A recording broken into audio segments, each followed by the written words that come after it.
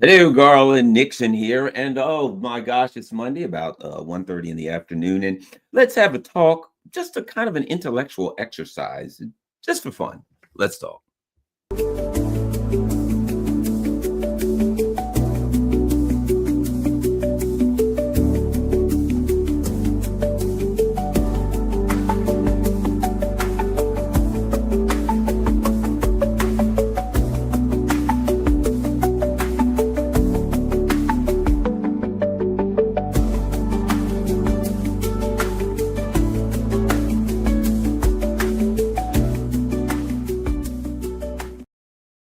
Hello, Garland Nixon here, and let's have a chat. I tell you what, I was looking at all this. There's some weird space object, which appears to be a comet or something called 31 Atlas, and people are like, "Oh my gosh, that's it! This is the aliens, and they're finally here, right?" And then all of the discussion about, oh, I saw something recently where apparently they said they saw some big thing the size of a football field underwater, moving at like 200 miles an hour, and of course all this stuff about unidentified flying objects, all kinds of stuff like that. And I thought, as a man who has studied Zen, I think about these things, and I thought, why not have just a discussion? So let's do that. Let's go forward. The first thing I thought was this: one of the things common to human beings is weird stuff happening, deja vu. We've all had that. And I've had that so many times. And it's really weird, isn't it? When you have deja vu, when something happens and you're like, and in the midst of it, this feeling like this has happened before, right? It's really deja vu is the weirdest thing, because sometimes it feels so clear when you're in the middle of something. You're like, what the hell? It feels like this happened before, right? And you ask yourself, what the hell's going on with time here? Something's not right. Something, and it's not that something's not right, it's that you're having a feeling you're not familiar with, right? So let's talk about, all of us have had things in our lives that are happened that we would say, this is weird. Everyone, as an example, and this, I'm sure. Who hasn't had this? Where you're like, old Joe that I used to go to school with, umpteen million years ago. Remember old Joe? I wonder whatever happened to old Joe. Old Joe, man. We had fun. We drank beer back in the days. We hung out in college. We did whatever you did with old Joe, right? We used to ride bicycles. Wonder what's up with old Joe. And old Joe's on your mind for some reason. And you talk to somebody like, what happened? Yeah, I was just out the other day and I ran into old Joe. He asked about you. And you're like, holy crap. Those things happen. You're thinking about your sister. I wonder what's going on with old sister so-and-so. And the phone rings and it's her.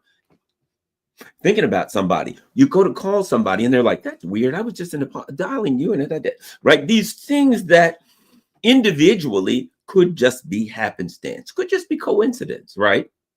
But when you realize that everybody has them, when you realize that they happen frequently, and you look at some of the things in your life, you wonder, do we particularly, as human beings, do we have a misunderstanding of our connection to the universe, of our connection to reality, and really what time is? Let me give you an example. We've all had weird stuff in our lives that have happened that we never forget, right? I'll give you an example of a couple of things.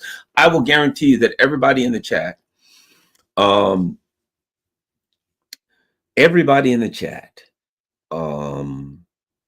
had story. Everybody I know has got a story like this, but let me give you a couple of mine. So one day I used to work at this place where I first retired in law enforcement. It was called ASG Security. You can look it up. It was called Alarm Security Group, right? In Beltsville, Maryland. And they sold, alarms and cameras, network cameras, security stuff. I'm former law enforcement, perfect job for me. And I was doing sales. Okay. So one day I'm heading up Route 1 in Laurel, Maryland. I can give you the details. I remember it like it was yesterday. And I go to make a right on Contee Road, Contee. Put my blinker on. And just as I'm pulling up there, I was driving it was a Toyota Avalon. Just as I go to turn, I get this weird feeling like somebody's slamming into the back of my car. What the hell? And it was so intense, like I could feel the hit, but it was all in my head. And I'm like, what the hell? I literally, as soon as I make a right on Contee, I pulled over and I got out and I walked to the back of my car. And I looked at the back of my car and I looked around. What the hell? I got this unbelievable feeling like somebody was going to slam into the back of me. It was overwhelming. And I'm like, geez, that's weird. And I literally pulled over. Off I go home. The next day, it was around Christmas time. The next day, I go up, for whatever reason, I'm going to Annapolis, and there's a off of Route 50, which turn into going to Annapolis. And Annapolis Mall is a gigantic mall there, and all the Christmas shoppers, of course, are going to be there. So traffic's bad. So I go to get off of Route 50. I was on 50 going east. And there's all of this, a long line of traffic waiting to take the exit. So I'll get over there. Okay, well, I've got to sit in this long line of traffic, right? And I pull up and I stop, look around, and I hear screech, bam, right in the back of me. A guy in a vehicle. That's why I'll give you the details, because one thing you know about if you understand investigations and interrogations, generally when people can give you like details like this off the cuff, they ain't lying. People who liars will be real broad. I'm just going to give you the details. It was some kind of an Oldsmobile 4x4, SUV, and it was that I'd never even heard of before. I'll never forget that. I remember the name of it. I have to look it up. It was maybe built in the 90s, early 2000s, probably the late 90s, right into the back of me. And as soon as it hit me, I thought, holy crap. That's weird. I just felt like somebody was going to hit me. You know what? I guarantee everybody's having that kind of stuff, right? Let me add this. So I'll give you some of the weird things that happened in my life as part of this conversation, just so I don't know what the hell. I'm just talking. Who cares? There was another one. I wrote a couple of them down. There's another one. So this guy who I still know, you can probably look him up online. His name we were good friends. He was a DJ. He taught me how to DJ way back when. His name was Paul Parinello. They called him Pumpin' Paul in Baltimore, still around. His son is DJ Dominic, right? So Paul and I were friends back in the day. Paul, that's why I'll give you his name. You can look it up. You can get the story. So me and Paul, I think he lived on the eastern shore of Maryland. So one day, there was a guy that we used to know back in the day, DJing, named Johnny G.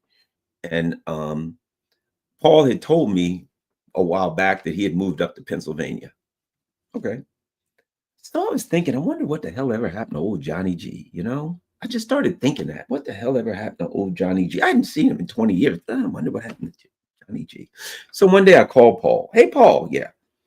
Remember Johnny G? He said, yeah. I said, whatever happened to him? I don't know. You said he had moved up in Pennsylvania. And Paul goes, holy crap. I said, what? He goes, he just died like last week. And I went to his funeral. Out of the blue, after 20 years, I started thinking of Johnny G. There was another one. Same guy, Paul Parinello. That's why I use his name. He can tell you these stories. So back in the day, there was any DJ in Baltimore knows about this. It was called Music Liberated. It was owned by a Jewish guy named Bernie. Everybody loved Bernie. And Bernie was really into records and vinyl. And I mean, you could go to his shop, to his Music Liberated. And I mean, you'd see, what was the guy's name? He made that, he used to come there all the time. He was a rapper that made this, so, something about just a friend or something, whatever. Biz Markie. Biz Markie used to come in there. Professional rappers and DJs would come up there because this guy had everything to do with music and vinyl. Okay. So I was just wondering, and people were, had gotten into CDs, DJs, and then they were starting to get into digital. And I'm like, whatever happened? I wonder what's going to happen with Bernie. I mean, that's what he did for a living. I mean, what is going to happen to Bernie ultimately? I wonder what's going on with Bernie. I just started out of the blue. Hadn't been a Music Liberated again, 20 years. I called Paul. Said, hey, Paul. He says, what? I says, remember old Bernie with Music Liberated? He says, yeah. I said, what the hell ever happened with old Bernie? Is he still around?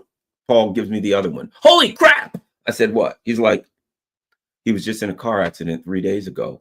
He was up on route, whatever the road is that goes up to from Baltimore to York, Pennsylvania.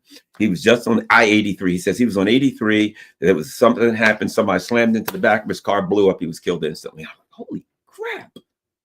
Now, here's my point. That's weird. All of those things are weird, right? Are they just random?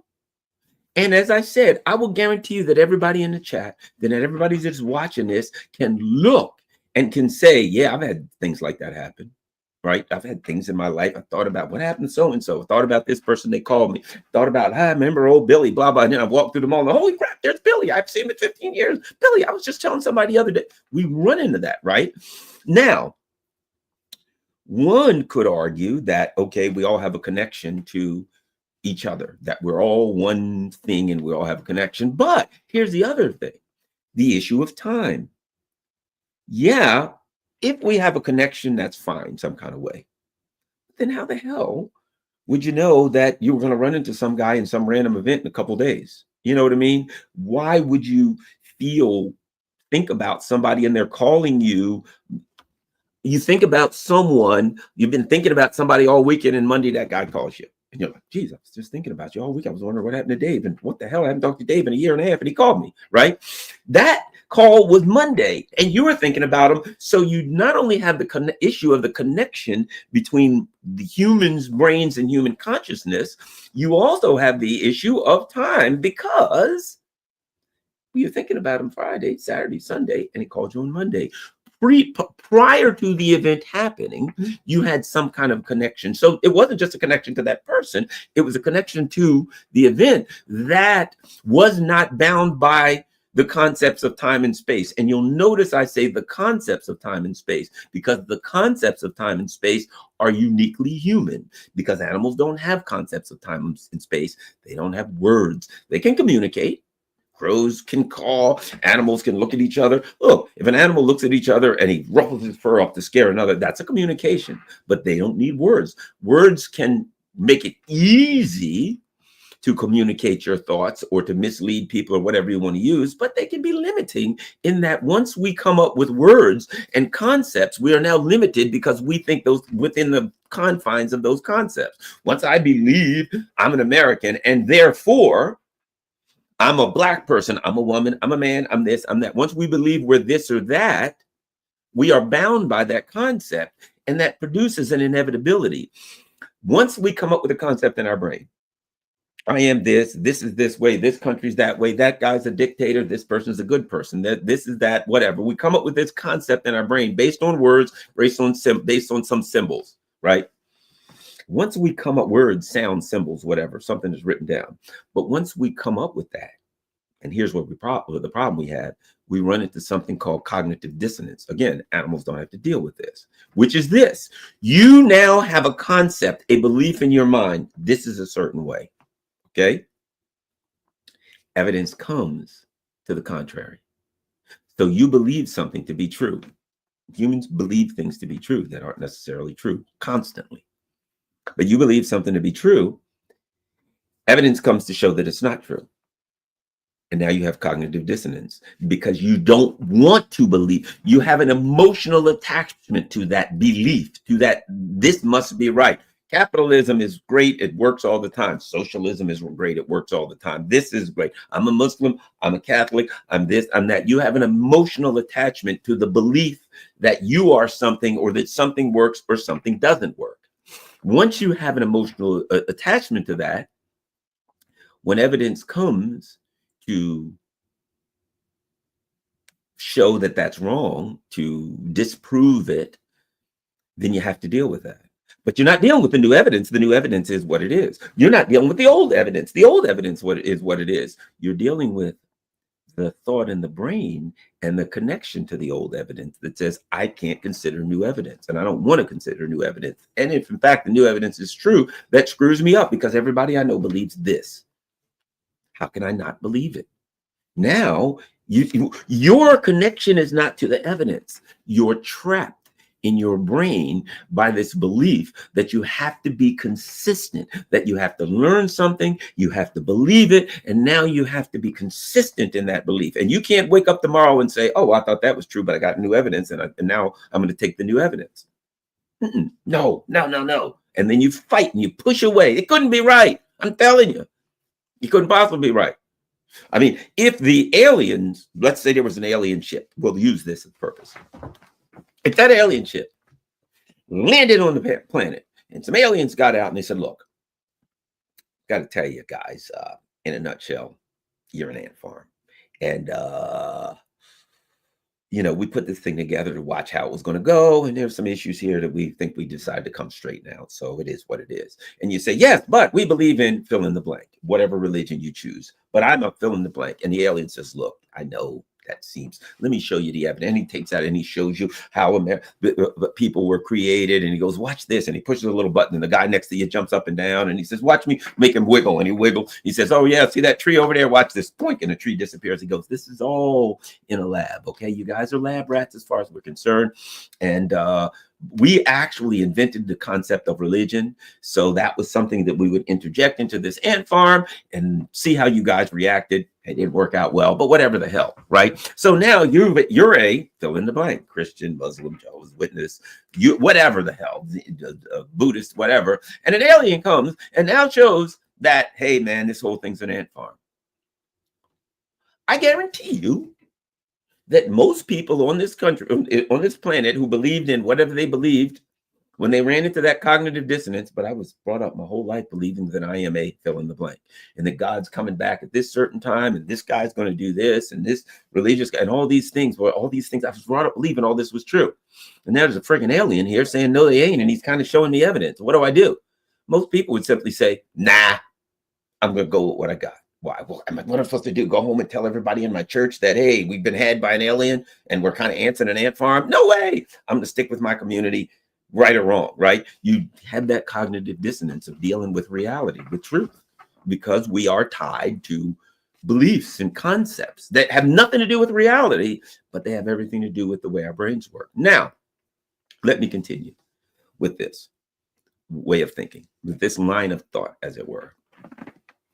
One of the things that I've been contemplating for years,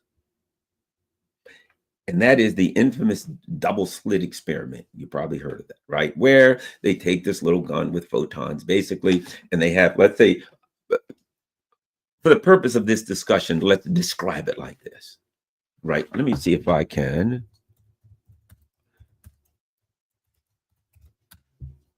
find an image.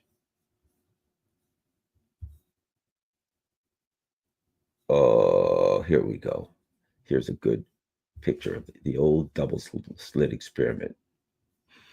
Okay, let's do a picture and we'll talk about the double slit experiment and what I think about that. And okay, so here's the old double slit experiment where you fire photons through slits, right? Now, if you are not observing them in any way, you see those little dots, they go through and they hit like dots. Boink, boink, boink. There will be little holes on the other side, just like you would fire little, just like you would fire little BBs, right? You see those slits? Okay, if you are observing it, they'll go through and there'll be little dots everywhere, okay? If you're not observing, if you see the pattern on the other side, the pattern is a pattern of waves. In other words, the photons go through those slits as waves, and they leave the wave, that yellow wave pattern on the other side, if you're not looking. If you're looking, they go through as little dots. And they create little holes like somebody had shot bullets. Okay, so what does that mean with the old double slit experiment? Uh-oh.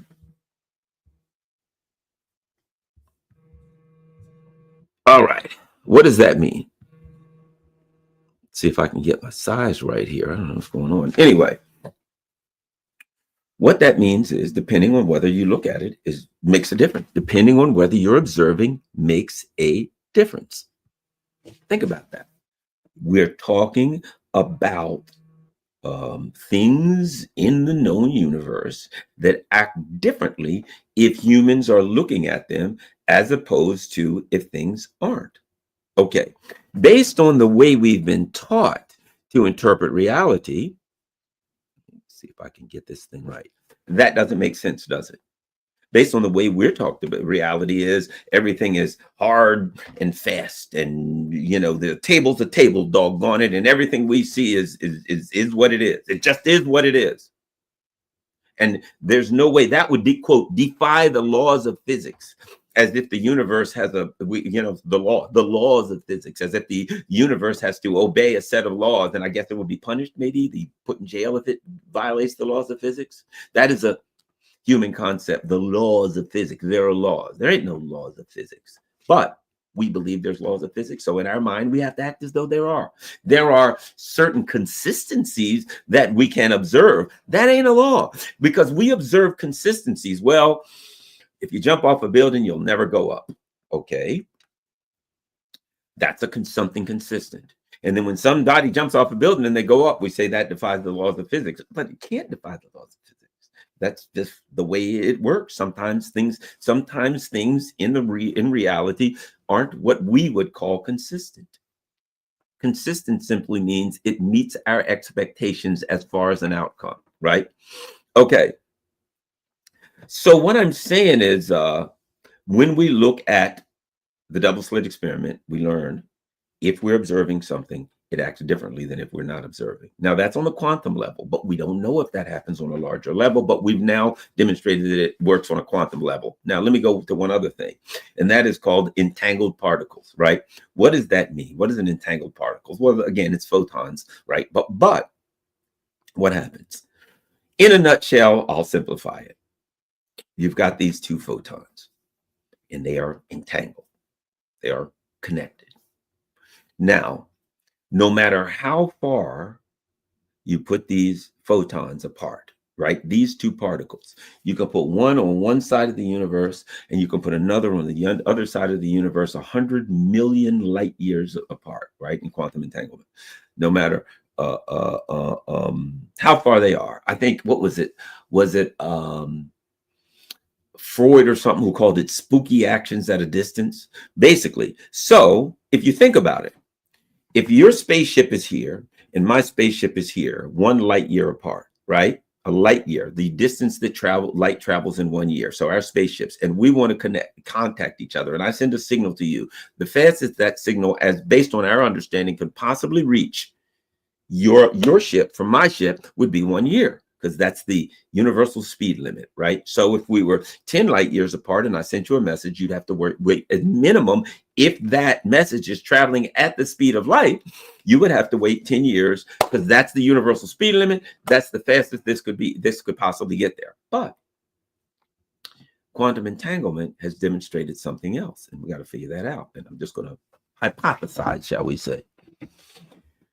With quantum entanglement, if these two particles are in fact entangled, they could be 1 billion light years apart. If you change the spin on the other one changes. Think about that. Instantly, no matter how far they are apart. Change one, the other one instantly changes. They are entangled. Doesn't matter a distance. There is no universal. Now, here's the problem with that, as far as we're concerned, from a logical perspective, based on the universe as we understand it now. The problem with that is you're changing one, the other's instantly changing, which means, based on our normal understanding, information would have to travel from this one to that one. But they're 100 billion light years apart, whatever, trillion, million, thousand, whatever. So let's say they're 1,000 light years apart. The fastest they could possibly, when you change this one, the fastest this one could possibly change would be 1,000 years, because nothing can go faster than light. And it would take the time that light takes to travel, maximum, boom. So they're 1,000 light years apart. You change this one, 1,000 years, this one will change, because that's how long, but that's not what happens. If you change one, the other one automatically changes. Instantly, the distance is irrelevant. Now, what that supposedly means, how that has been interpreted, is quantum entanglement, that these particles are somehow entangled in a way that we don't understand, like that. So that's what we're going to try to do, is understand it. These particles are entangled in a way that we don't understand. And so the information passes instantly. Now, that implies that information has to pass between the two of them. That implies that there are actually particles there, right? But here's the first thing I would ask. We already know that if you're observing something, it acts differently than if you're not observing it.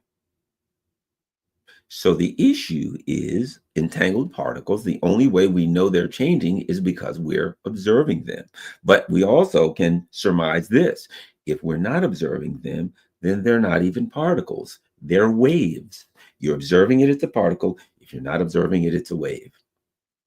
Those photons, we know that from the double slit experiment, right? Now, what happens if we do this? Let me add one other thing to this. The other part of it is this. We come up with these telescopes and we say the universe can be this big. Universe, one song, right? I wonder what I got that. Well, because everything is vibration, everything's music, so I guess one song. At any rate, okay.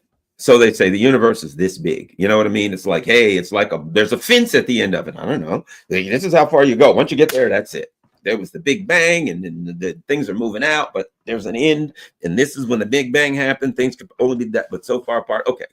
So they bring out these new telescopes, whether it's the Hubble telescope, whatever the hell, and they look.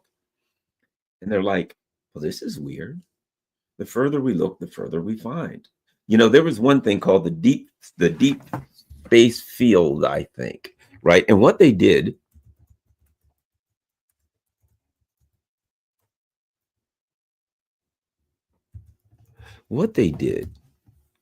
was Hubble Deep Field Image. There we go. The Hubble Deep Field Image. Let's look at the deep field image. Let's get a picture of that.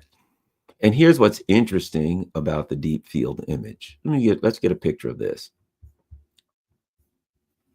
All right, you know what that is? Look at that. You see universes and stars and all kinds of things, right? But what is that? What was the deep field? Deep field. Okay. What they did was they just took a little spot of blackness in the sky, right? It's like, okay, that area right there is nothing but black. And when these powerful telescopes look in that area, they see nothing. That's the end of the universe. There's nothing there. That's, you know, there's stars and stuff and we can see things, but there ain't nothing there. It's just black, just a random little spot, dark area in the vastness of everything as the Hubble goes around 360 degrees and everywhere it could look. So what they decided to do was take this little teeny black spot where nothing was and just focus the telescope on that. And let's just look at that for 3 or 4 months, however many time there was. And we're going to stare at that. And we're going to look at that one little spot and just see. I'm sure there's going to be nothing there, but we're going to stare and see if we can collect light and see what it looks like. Okay?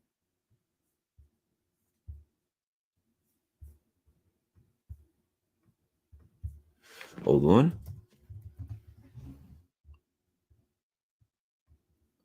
And see what it looks like. Okay. So let's just look in the middle of nowhere and see what we see in a blackened area, because there's nothing there. And that's what they saw.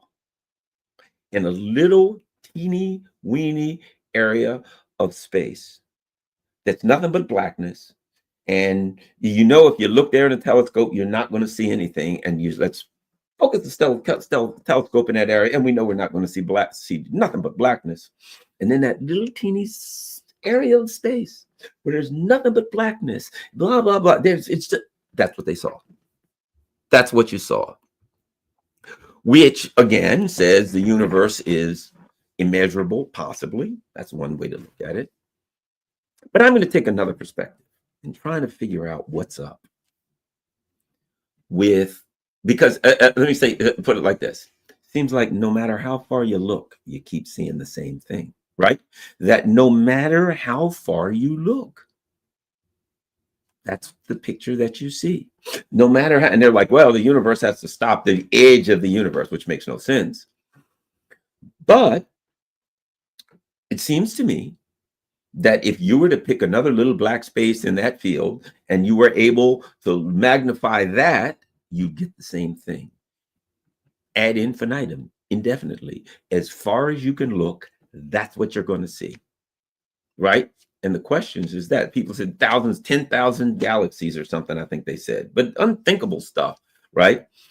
But let me say this. Okay, we can look at it one way and say that's what we're seeing. Okay, time and distance and all these things that we think are in the physical universe. We can also then go back to our dilemma with entangled particles and say, okay, we're looking at that and they're saying those things are billions, millions, whatever light years apart. There's a difference. There's a distance there, right? But then we come back, and when we rule distance and we still think in a linear perspective that it's 100 miles from this point to that point, that it's light years from this point to that point, we come back to the dilemma, and that is entangled particles. How the hell is it that there's an entangled particle that I could take an entangled particle and I could take the Hubble telescope and I could do that deep space field 10 times over, and I could get to the furthest that I could get out and find another little black spot and do that over and over exponentially to the 10th power and get the same thing over and over. And then I could take one of those particles and put it at the end of that and change this one, and that one would change instantly. Now, let me give you a different perspective of that. Let's go back to what is human consciousness. Is human consciousness just a GUI? You know what I mean? Graphical user interface. Is human consciousness, like, for instance, right now you're looking at a computer or a phone or whatever, right? And that screen that you're looking at is your interface to everything behind it. That's what it is. It's producing pictures, it's producing sound, it's producing all kinds of things, alerts, you name it. That is your connection to the zeros and ones that are happening behind that screen, right? Is human consciousness nothing more than that? Is it we just have, is it the same thing? Because look, I look out there and somewhere in here, it appears that a movie, just like that screen's doing it, that my brain's creating a movie. And it's creating sounds, and it's creating that. Basically what we did with that graphical user face on a computer was created something that appears like consciousness, like another level of consciousness. I can see and I can hear. I'll create something that gives me something to see and something to hear that allows me to access all of the zeros and ones and the data behind it, right? Okay, what if consciousness is something far different than that, right? I originally viewed consciousness as like an antenna, right? That humans beings were an antenna. This was for a long time. This was my theory. This is my philosophy, that consciousness was going on around us. And that because we have the right antenna, as it were, right? If you want to listen to a radio, you got to be tuned into the right frequency. Want to watch TV, if you want to pull in data, you have to be tuned into the right frequency. So I thought to myself, what if we as human beings are tuned into the right frequency? And because we're tuned into the right frequency, we can actually access consciousness. Not we own or have consciousness, but we access consciousness. That the universe is consciousness. The universe is, we'll use the word alive. In the same way, here's what I mean. If you walk up and see a dead tree, you're never going to have live fruit on it, right? Dead trees don't grow live fruit. It's got to be a live tree, a live tree. Okay, dead planets. Look on the moon. There ain't no life on there.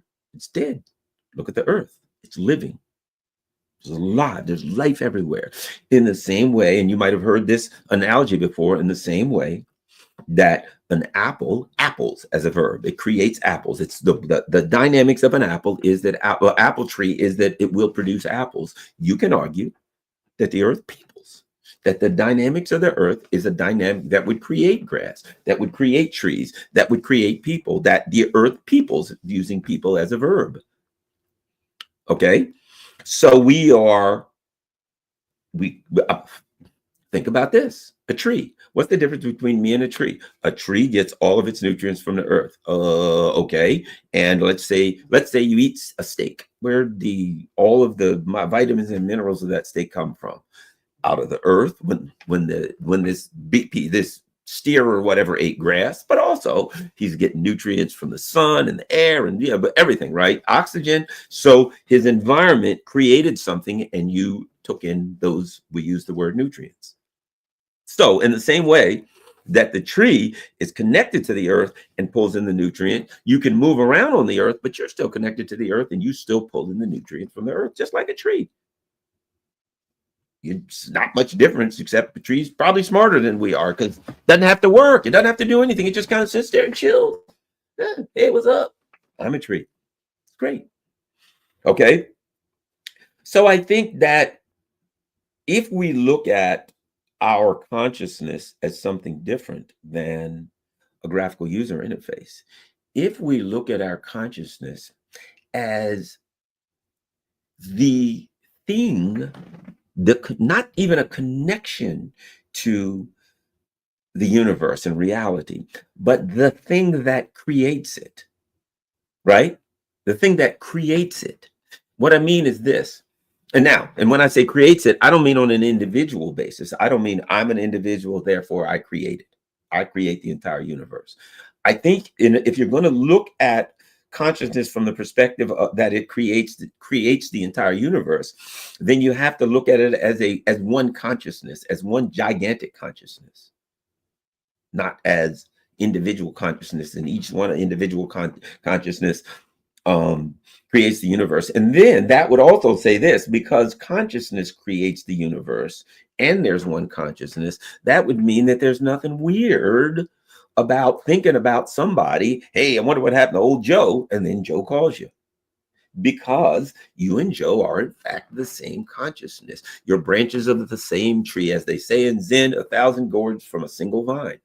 Okay, that apple, when that apple tree grows 1,000 apples on this apple tree, verbally we use words to disconnect the apples from the tree. Hey, there's an apple on an apple tree. Well, with words, there's an apple on an apple tree. In reality, there's one thing there, and we've now cut those apples off the apple tree using words, but they're not.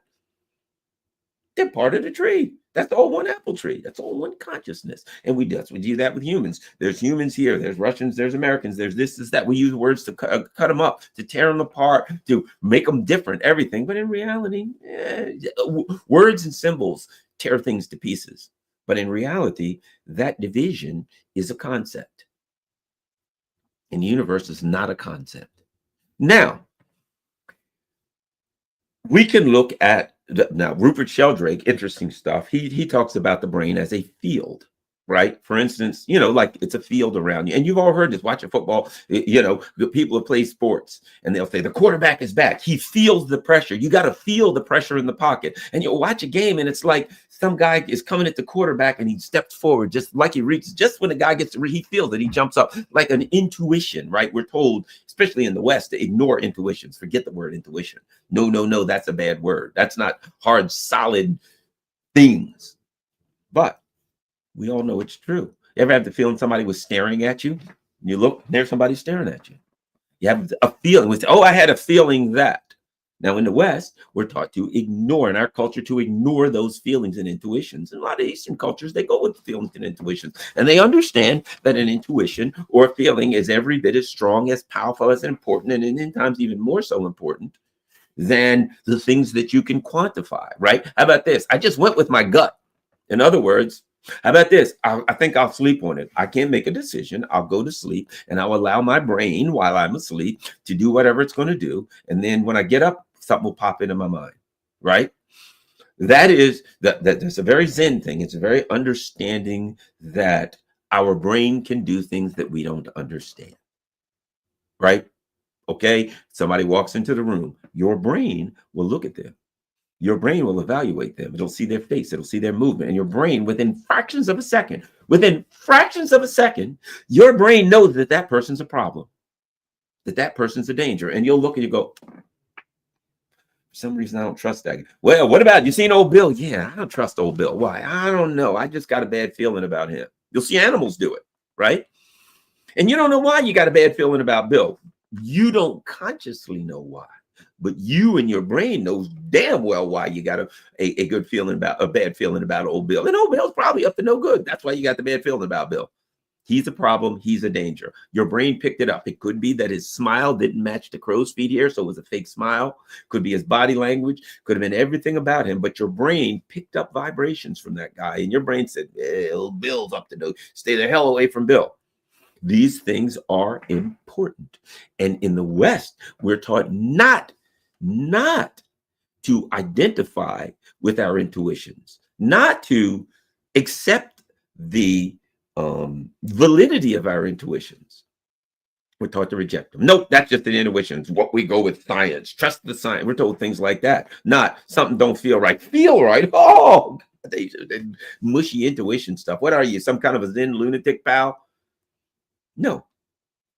Now, Rupert Sheldrake is interesting because, and I think this is interesting, because what he says is basically the morphic field thing. I think it's pretty cool. I'm going to get to what kind of end up with my real theory.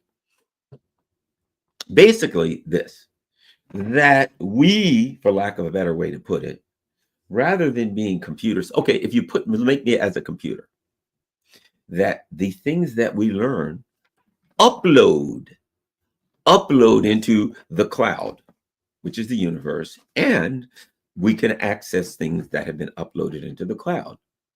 For instance, a bird flies to a particular river and it has little chicks. And that bird in the winter goes to someplace in Guatemala every week. Every year it flies there and it nests on a river in Guatemala. It has these chicks, the bird dies. These chicks are grown up enough to survive. Fall comes. And they go to the same river that their parents went to.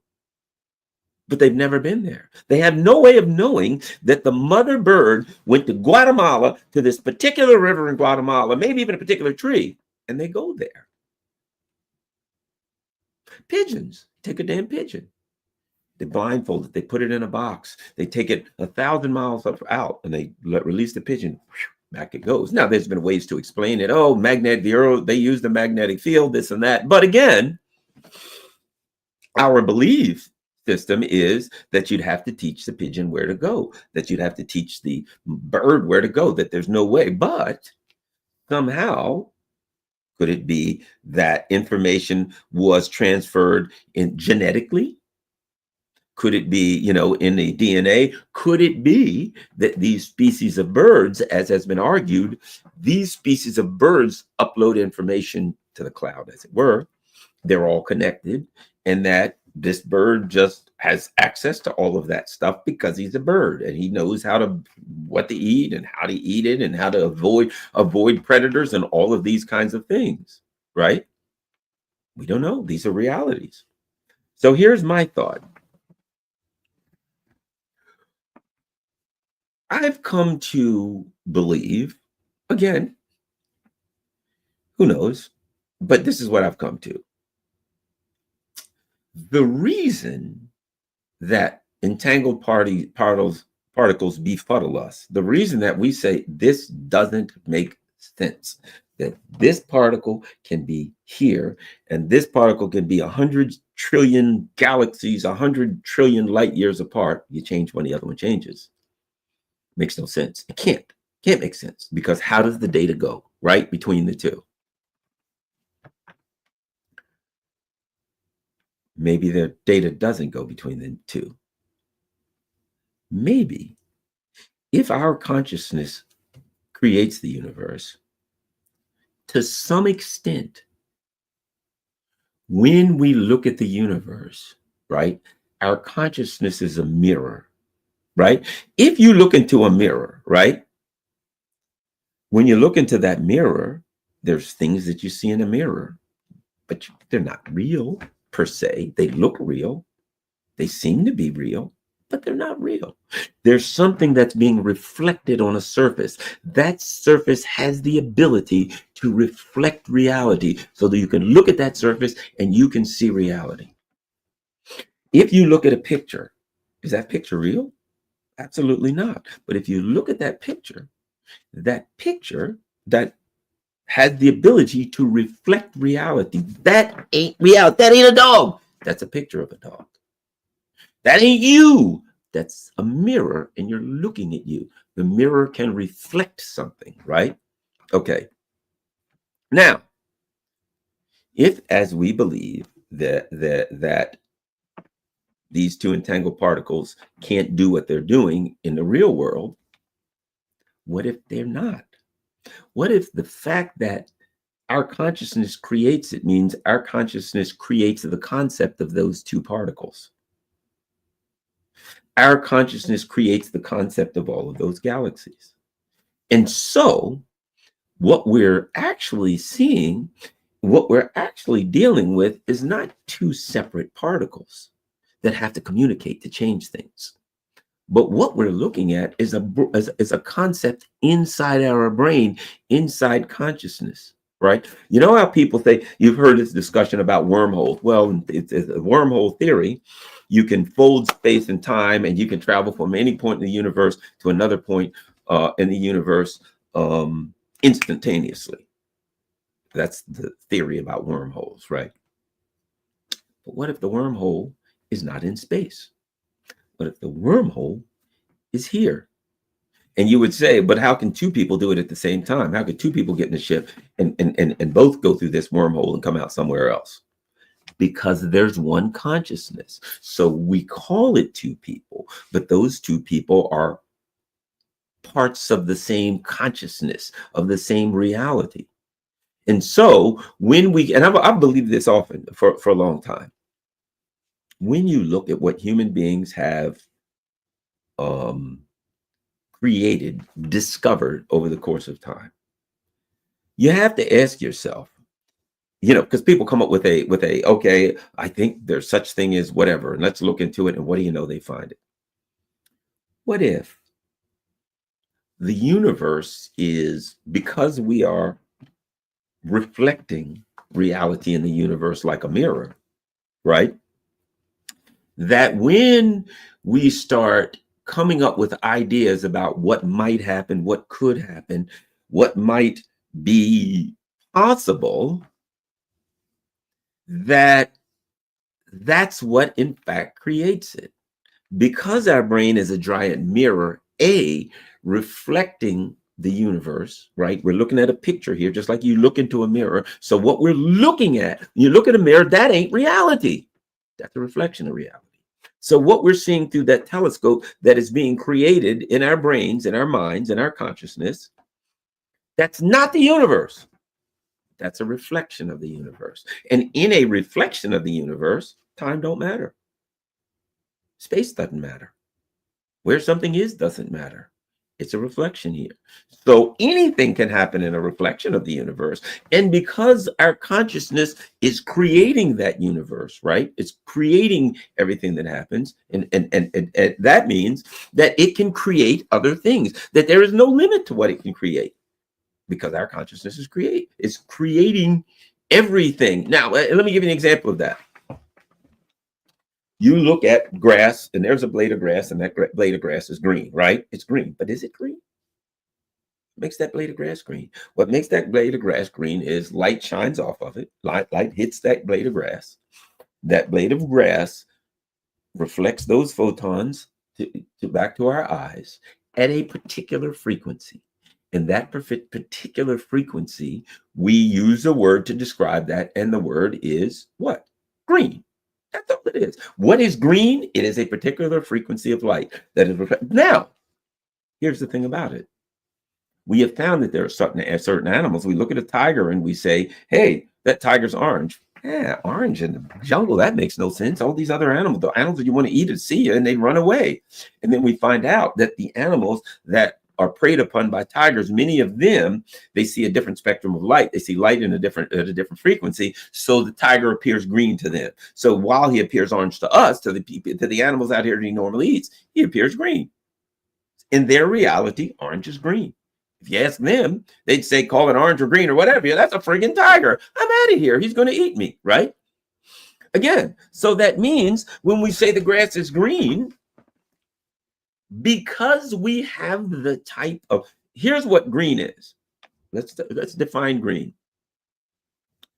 The photons hit that piece of grass or anything else that we call green, reflect off of that, hit our eyes, go back to our brains. They interact with our brain. They interact with our nervous system, right? And they create something, and we call it green. So green is created by a human nervous system, when in fact, a different animal's nervous system will create a different color. So that's created by us. Green, they know green, we create green. They know blue, we create blue. We create something and we call it green or blue.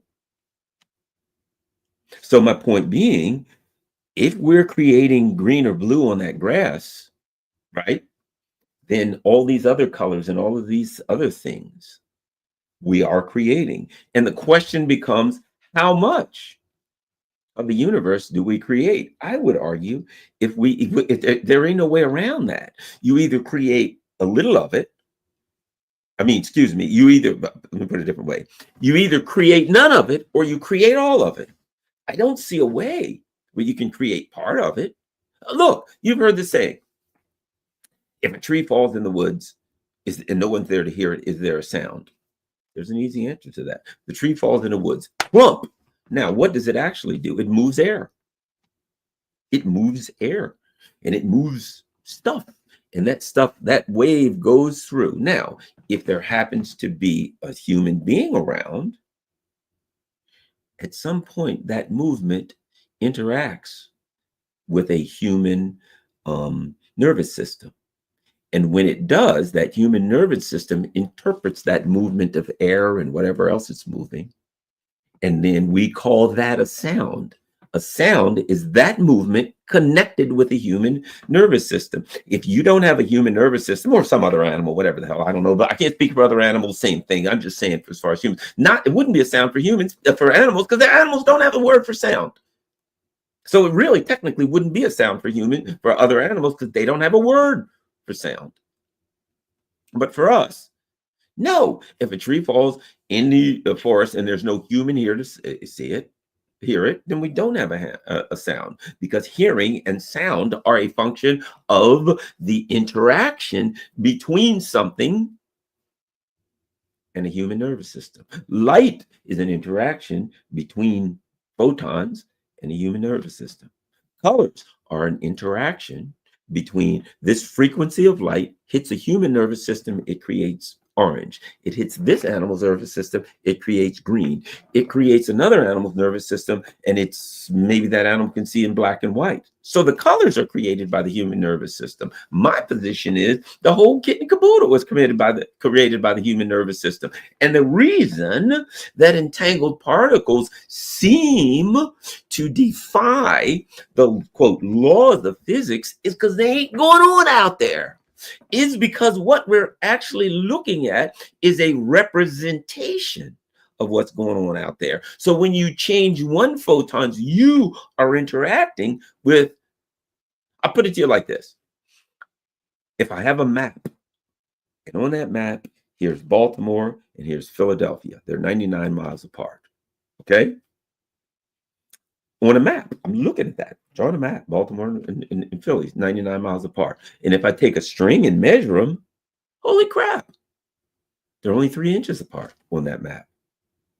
Okay. And when I'll look at it and I'll say, well, can I be in both Baltimore and Philly at the same time? Sure, I'll touch both of those maps. Now, those are not Baltimore and Philadelphia. They're representations of them in my brain so that my brain can understand the concept of Baltimore and Philadelphia and that there's a distance between the two and all that kind of stuff. So based on that representation at the time that I'm looking at, I can be in Baltimore and Philly. I can see Baltimore and Philly. I can touch Baltimore and Philly. I can touch the representations of those. I can touch the concepts of those, but that's not really them. And it's that way with everything. We're looking at the moon. We're looking at a concept of the moon. Think about it. You don't really touch or see anything. You see the effects of it, right? The wind. What is the wind? How do I know? If I look out the window, how do I know that there's wind? I can see the trees moving. That ain't the wind. That's something affecting them. If I go outside, I can feel the air rushing on my skin. That is not the wind, quote. That's movement of something touching my skin, my nerves pick that up, sends messages to my brain that you're being touched. I look and I see something moving. I hear the sound. Woo, that's the wind, right? I'm not. What is the wind? It is the human nervous system seeing things move, feeling air rushing against me, seeing the effects of the movement of air, and we call that the wind. What we see is effects of things, and we name the effect of something. Blue is the photons hit this beautiful water, they reflect back, and we call that blue. That is the effect of a frequency of light interacting with the human nervous system, and we call that blue. Everything in the universe that we deal with, we look at, hey, there's the moon. That ain't the moon. That's light reflecting off of an object, and you see it a particular way. And guess what? If you had an animal that only saw radiation, radiation reflects off the moon, and that animal would see only the radiation, and its mind would create a picture based on radiation, not based on what our central nervous system can interpret. You see what I'm saying? But we think that the way we see and interpret the world is the only way. The universe is the only way. So if in fact the human brain is effectively like a mirror reflecting the universe, then everything that we're trying to interpret is nothing but we're trying to interpret reality. What we're trying to interpret is what's going on in human consciousness that we interpret as reality. And because there is no time, there is no space, there is nothing in human consciousness but an attempt to interpret things, right? That means that the human consciousness and the things that we are looking at are not bound by these artificial limits of time and space. And the perfect example is quantum entanglements. There's no damn way that two things that are a million light years apart should be able to communicate, that's the word, with each other, should affect each other in any way, but they do. But what if they aren't a million years apart? Light years apart. What if in reality, all we're looking at is we're talking about a concept, and in a human concept, anything can happen. There's no limits. So it would be like if I write down on here, put something on the paper and put something on the paper over there. On that paper, they're actually on the same piece of paper. However I describe it, but they're written on the same piece of paper. Those photons are just written on the same piece of paper. Now, one could argue then that two things. Number one, that we are trapped within that reality, if we want to see it that way, or the other part of it is this: we are freed by that reality. Because if we understand that what we are looking at is our brain as a mirror, I mean, let me put it a different way. Okay. If we look at a mirror and we say that mirror is reflecting things and those aren't real, but what if you were the mirror? If you were the mirror, you'd be sitting there reflecting all these things, and you'd think to yourself, and people would say, hey, what's going on, mirror? You're reflecting all kind of weird things. And you'd say, what do you mean reflecting all kind of weird things? This is reality. And someone would say, but no, you're a mirror. Don't you understand? That's not reality. You're reflecting things. That's not really Garland. You're reflecting Garland. And the mirror would say, oh, no, this is Garland. The mirror would say, no, this is reality. This is everything. Can't you see? And the only reason it seems like that is because you're a mirror. You've got glass and you got shiny stuff on the back, and it takes in stuff and it reflects everything out. And you think that's everything. And then somebody goes, oh, yeah, mirror, watch this. I'm going to touch you here. So they show put up a map in front of you. They say, see that mirror? And you say, yes, I'm a mirror. I can see it. And they say, watch this. I'm going to touch Baltimore here. Right. I'm going to touch Philly. I can't touch Baltimore and Philly at the same time, can I? Yeah, but I can in this mirror. Why? Because you're reflecting Baltimore, a map of Baltimore. You're not even reflecting Baltimore and Philly. You're reflecting a map of Baltimore and Philly, and you're reflecting it, which means there's no connection between that and Baltimore and Philadelphia. So my point being, I think that it all comes down to my hypothesis that we are effectively a single consciousness that is effectively a mirror reflecting things out in the universe within our consciousness, creating them within our consciousness, which then means that there's no real limits for humanity. It also means that our concept of time and space are irrelevant to reality because they're concepts and they're human concepts. And they're not relative to you. They're relative to humanity as long as we believe they are.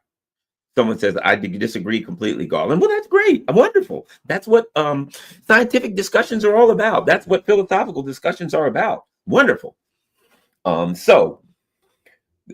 I'll add this: the discussion of consciousness, the discussion of reality, has been a discussion that mankind has had as long as mankind has been able to talk. Right? You had the famous, what was it, Plato and was it Socrates, who are having this discussion, right? This argument of is reality what I can touch, or is reality what's going on in my mind and what I think? And I would argue whichever one you choose to believe works for you. In the same token, from the perspective that we create reality, we also take these concepts and believe them, and we kind of create the outcomes in our lives based on beliefs. So I'm just saying. That being said, you ever heard this word manifesting? We all, right, manifesting. You can think about what you want, and you can picture what you want, and you can make it happen. If you read up on Michael Jordan and some great athletes, Michael Jordan would say, I could picture myself doing this. I would always see myself winning. I would see myself making the last shot. I would picture myself doing that, right? And you hear people talk about that, the term of visualizing yourself, visualizing something, people writing things down over and over and over. This is what I want. I'll pick a number. I want this much, and I'll write it. People doing things. I'm going to put it down. I'm going to read it. I'm going to believe it. Say something to yourself. You ever heard of the term? What is that term? It's called word, not prompting. It's where if you keep saying something over and over and over again, it'll get into your consciousness. Like people that say, I'm so stupid, I never get anything right. You don't want to do that. You want to say, I'm smart. You got kids. Do not tell your kids. I mean, the most screwed up parents, you're stupid. You're not going to ever be anything. You never tell your kids that, because they'll believe it and it will create an outcome. You want to tell your kids, you're smart. You're a good child. You're going to do, if they do something they shouldn't, you say, you made a mistake, but you know what? I know you go straighten things out because you're a good child. If you tell your kids, you're really smart, you're a genius. If you tell them they're an idiot, they'll believe it. And they will act based on that. If you tell them they're brilliant, they'll believe it and they will act based on that. There's a famous experiment where basically they had like math classes, these tests. And what they did prior to it, they told the kids, okay, look, girls are better than boys at math.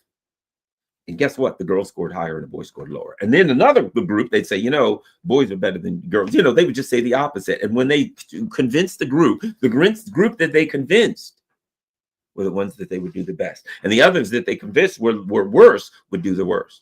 And don't forget that when it comes to kids, God knows the worst thing you can ever do for children is give them negative things. Tell them they're stupid. Tell them they're ugly. Tell them they're bad. The most screwed up people that I've met in my life would always say this. Yeah, when I was growing up, my mom told me I was ugly. My mom told me nobody would ever want me. My mom told me my dad told me they wish I was never born. The most screwed up people in the world, you almost always find that they had a negative conversation from their parents that they only thought in their mind, how would they know? This is my parent. And they created that. And most of the time when you talk to those parents, you know what you find out? The ones that told their kid how screwed up they were. Why'd you do that? Well, my mom used to tell me I was screwed up and I was ugly and I was stupid. Then you grow up and told your kids they were ugly and stupid and screwed up. And then you're like 5 years later, you're like, my son's an alcoholic and his life is screwed up and he's a total drug addict. I don't know how that could have possibly happened. I did everything I could to raise him right. No, you told him he was an idiot, a moron, a lunatic. And you created that because he knew nothing any different. Okay? You created that. I remember one time in my life dating a beautiful woman. I thought she was the cat's pajamas, and I remember her telling me this. You're probably not going to like me one of these days. You'll probably leave me when you get to know me. And I remember thinking, you got to be kidding me. I never going to end up marrying you. You're the most beautiful thing ever. Are you kidding me? No way I'd ever let that go. Well, guess what? Eventually we broke up. I broke up with her. Right. But to this day, I think to myself, I don't know why. I mean, I was young, of course, or what have you. And I don't know, maybe I was out there, but I liked her. She was nice. She was good. She was marrying material. She was the most beautiful woman I'd ever seen at that time. I never thought I could get anything that looked like that at that time in my life. But she kept telling me that she thought I would leave. And at some point I left. And later on, I thought to myself, many years later, my life has gone on in whatever direction it went. But I'm just saying, I just thought to myself at some point, I guess it was inevitable. I guess when she started telling me for whatever, I guess she didn't feel good about herself and she thought I'd leave. And she kept telling me, doing this word prompting, this brain priming, it was bound to happen. So my point is that not only in a way can human beings, like the crazy inventions that we've had, like, wow, how can we invent such a thing? Well, you know what? We can. We're connected to the universe and we believe things that'll work out that way and things are going to happen. They're going to happen, right? But in the same way, in our daily lives, if we believe we can make something happen. Here's my last story about something that happened to me. When people ask me, how'd you get involved in radio and this and that? So I was doing radio on a major station, and then that left, radio is, and then that show was gone one week. And then there was a little teeny weeny little low power station, right? They're like, oh, you want to do a show? Sure. So I start doing a show on this little teeny weeny low power station down in Southern Maryland. And I was having fun, and I treated it like I was on Westwood One, oh, I went for it. I had fun, this and that. And then I started feeling like, these are all anecdotes of mine. I don't care who believes them or not. It is what I am doing. This is an intellectual exercise. Anyway, so then I started thinking to myself, I tell you what happened. Maryland Public TV was doing this event, and it was low power stations, and they were going around to all these low power stations, and then we're doing a documentary on them, right? So one day I'm in there doing my show, and I'm ranting and raving, right? And I saw the guys out there with the cameras, and the guy that owned the station and put it all together, Mike Shea, great friend of mine, wonderful guy. He can tell you this story. And these guys are out there, and they're sitting there, and I see them looking through the glass. They're watching me for a while. And they leave. And I talked to Mike later on. Blah, blah, blah. He says, Garland. I said, what? He says, those guys were doing a documentary. I said, yeah, he said, you know what they said about you? I said, what? He said, that guy's good. That guy's really good. And I thought, wow, gave me the confidence I needed. So after that, I contemplated that a while. And I thought, wow, yeah, it felt good. These guys, they're doing a documentary and they were impressed. Okay. And I thought to myself, I need to be on a big station. And I started telling friends and family members, I said, yeah, it's time for me to be on a real station now. I mean, it's time for me to be on a big station. How are you going to do it? I don't know. That was me. Don't know, don't care. I don't know, but it's time. I think I'm going to move to a big station. I didn't have a plan. The only thing I said was, this is what I'm going to do. I didn't feel like I needed a plan. It was intuitive. It's time for me to do it. That's all I said. Okay.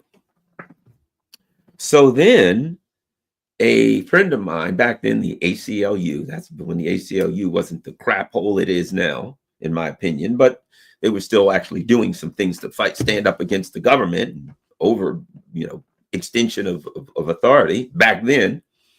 So they were having their 30-year anniversary for the state of Maryland, $75. So I bought a ticket and I went. And I ran into a woman named Adrienne, who I went through this course with. She was an attorney, and I took this year-long course called Advocacy Leadership Fellows Program, right? It was how to be executive director of a nonprofit. Okay. I ran into her there. Hey, how you doing, Adrienne? We're still Facebook with her. Very nice person. Still stay Facebook friends. I haven't seen her in years. And she says, hey, Garland, you still doing radio? Yeah. I didn't, even then, when I told them, I didn't tell them I was on a little teeny station. I told them I was doing radio. I said, yeah. She goes, well, I'm on the board of WPFW. It's a 50,000 watt FM station in Baltimore, in Washington, D.C. And, they've got a table here and the general manager's there. And would you like to meet him? I said, absolutely. Went over, the guy's name, still wonderful guy, still around, still involved with radio, Ron Pinchback. She says, okay. I go over, hi, my name's Garland Nixon, blah, blah, blah, exchange pleasantries. I said, I'd like to come to your office and talk to you sometime. He says, sure. So, I don't know, a week or two later, suit and tie, I came there and came in his office and sat down in WPFW. It was near Adams Morgan back then, over on Champlain Street. I came in, we sat down in his office and I talked. Hey, what's happening? We talked politics for like an hour or two. It was a blast. When it was all over, I got up. Thanks a lot, Ron. Very nice to meet you. Shake hands. Hope to, maybe we'll see you again sometime. That's all I thought. I just wanted to meet the guy and shake his hands. He says, hold on a minute. I said, what? He goes, look, one of our programmers passed away recently, and we've got an opening. I was wondering if you'd be interested. And I'm like, sure, I would. Okay, great. Let's sit down and talk. That's how I got my show on WPFW and started from there. Right. And before you know it, and look, and I said, I need to be on TV. I think I want to do, this is all true. I think I want to do television. I didn't have any idea how to do television. And I get a call one Monday, I think it was. I was teaching at Anne Arundel Community College. And same thing. I said, I need to do TV. It's time for me to do television. I want to get on TV too. Nothing else. I didn't do anything else. I got a call and I'm like, hello. And they're like, yes, this is Fox News in New York. I'm like, okay. Hi, Fox News in New York. Yes, Mr. Nixon, we've heard a bit about you, blah, blah, blah, blah, blah. We're wondering if you'd be interested in coming up and doing a show and, being a guest and blah, blah, blah. And I'm like, well, sure. I'm like, well, you understand I'm on the left. Oh, yeah, that's fine. We'll call you a Democratic strategist. I'm like, okay, whatever. And I said, when? They said, well, give us your address. We'll have a limo pick you up. We'll get you out of, we'll do the show this afternoon. And I'm like, what the hell? Okay. So I remember I got on the train. I'm going there and I wasn't nervous. And I'm like, why am I not nervous? Why am I not nervous? I'm not nervous at all. I'm going to be on national TV. I can make an idiot out of myself. And I thought, you know what? I know why I'm not nervous. Now this is talking to myself. I'm like, I'm not nervous because what the hell? What do I have to lose? I'll do this show. And it was 2010, September. I said, I'll do this show. And who cares if I'm never on it again? Who cares if I'm making an idiot out of myself? Who cares? Years from now, I can, the old story, say to my great grandchildren, I was once on national TV. So I went there and I wasn't the slightest bit nervous. And I went on and I laughed and I joked and I had fun and I enjoyed it. And I was friendly to everybody. And afterwards, I'm like, wow, that was great. This was awesome. What a great experience. National TV. Man, that was crazy. Thanks a lot, guys. I appreciate it. They said, oh, not so fast there, Mr. Nixon. I'm like, what? They're like, you interested in coming back next week? I'm like, yeah. Next thing you know, I'm coming back. You interested in being a regular? Yeah. Okay, you're on Fox Business. You interested in regular? Yeah. Hey, would you think about doing? We got a show going on here, and it's in New York and Philadelphia and Jersey and all. You interested in that? Yeah. And I thought, crap. Everybody that I know that does radio and runs their stinking yap about politics wants to get on, and they got PhDs, they got backgrounds, they got money, they got everything that I don't have. I mean, I'm just a middle-class guy. I'm not rich, not highly educated, read a lot of books, I guess in a way I am, but it was the weirdest thing. And all I ever thought was, I think it's time for me to do this. And it worked out. The weirdest thing. My point being, I'm not saying I'm some kind of a magical creature or something. And I'm not saying that's anything relative to me. I'm simply saying that's a form of, I guess, manifesting. That's a form of our connection to the universe, and that what I'm saying and what I'm doing, that you can talk to people all over the world with stories like that. And if you don't think those things work, they don't. But if you do, then it's weird how they work. That's my story. I don't know what else to say. I don't care if anybody believes it or not, but that it is what it is. And based on those things happening to me, that those are the things that causes me to, question our connection to reality in the concrete way that Western culture implies. That's all I'm saying. That those things that have happened to me makes me question reality in the culture, in the way that the culture that I've grown up in implies. It implies that this is a pin. And it implies, I read all the 7 Habits of Highly Effective People, right? Turning little rocks into big. I read all of those Stephen Covey books, which were very Western culturalized. Covey was a Mormon, right? Very Western culturalized, right? Good stuff in a way, but it was. Let me finish by saying this. I'd say this. It was the difference between belief and faith. Here's what I mean. And I'm not a religious guy by any stretch of the imagination, and I'm not a religious guy.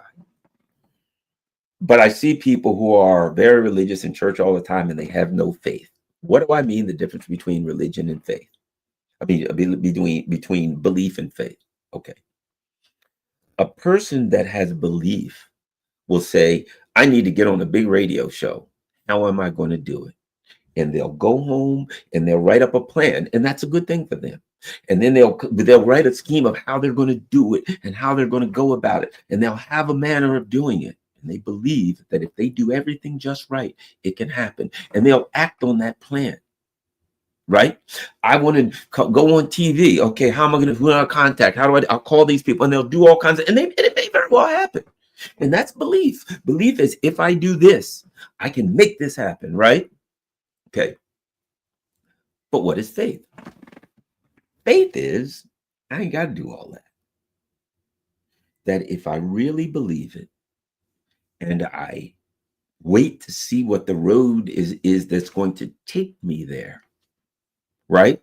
It's like, I got faith that it's going to happen. How are you going to do it? I don't know. You have a plan? Nah. Well, that's stupid. It can't possibly happen. Oh, yeah, it is. You're right. It's stupid. It can't possibly happen, but I believe it will. You have a plan? Nah. That's me. I don't have a plan. Never have a plan. I don't need a plan. I ain't saying I never plan anything. No, I'm just saying when it comes to things that I want to do or accomplish or whatever like that, I don't think there's a big difference between the person who says, I'm going to accomplish this, and they have belief that if they do everything according to their plan, they'll accomplish it. And they do everything according to their plan and maybe accomplish it. And the person who says, do you have belief? No. How are you going to do it? I don't know. Are you going to accomplish it? Yeah. Why? I don't know, but I have faith that it's going to happen. And not only that all I can do is get in the way. That it's out there and it's coming and I don't need anything and there's nothing I can do. I couldn't stop it if I wanted to. That it's coming and hey, it is what it is. And if I wanted to stop it, I couldn't stop it. It's coming. It's going to happen. And I believe it. I don't think there's a difference. So that's at any rate. So that was just a yap. That was people always comment on my Duran hat. I love my Duran hat. But the bottom line is, I love to talk politics. I love to talk, period. And every now and then I figure, just have a talk. Just talk about what you think. Just throw things out there. Just say to yourself, why the hell is it? You're like, hey, I wonder how old Joe, right? Phone's ringing. Oh, let me see what it is. Hello. Hey, Garland, Joe, haven't talked to you forever. The hell? We all experience that. It's something we can talk about. Right? Do you have to make things happen? Do you have belief? Do you have faith? A lot of people got a lot of religion and no faith. At any rate, thanks a lot, everybody. This was truly fun stuff. Really appreciate it. Take it for what it's worth. Watch it. If you like it, great. If you think it's all a pile of crap, you know what? Then it is. If you think it's all garbage, then it is. And that's fine with me. But ultimately, I had fun talking about it. All right. Now, everybody, don't forget, I want to thank everybody who's my Patreon people, my PayPal people, and Buy Me a Coffee people who take time out to contribute to the channel. I certainly appreciate that. And if you can afford it, thank you very much. Even if you can't afford it, make sure you share this on all of your social media platforms. Also, I got my P.O. box there. Oh man, I got all kinds of stuff. I got books today. I heard from somebody in London. I tell you what, do me a favor. If you write to me at my P.O. box, which is going across the bottom, if you don't mind, because like people send me stuff. Someone sent me great shirts, like 6 or 7 fantastic shirts. How they knew my size? I guess the universe told them I wear a large. I don't know, but I guess they guessed. But if you do write me something, just write on there.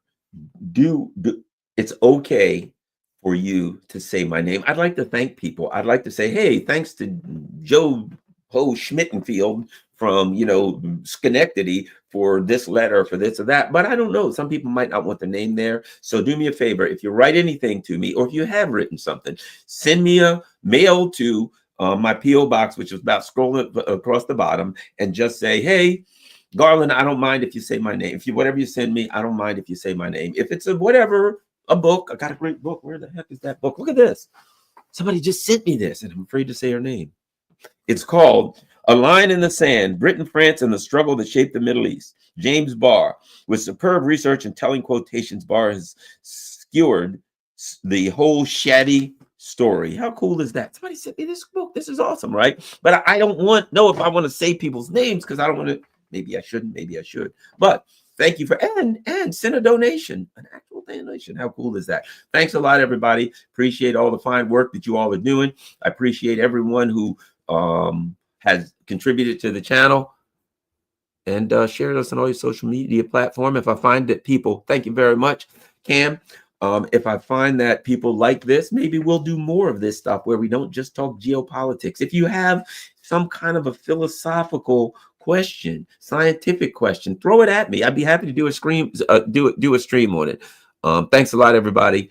Have a great day. Make sure you share this on all your social media platforms. I guess I've said that enough times, haven't I? I'm out.